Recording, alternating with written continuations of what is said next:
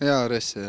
Domžale so igrale zelo dobro. Mi smo premalo pokazali in, kot ste rekli, zaslužena zmaga.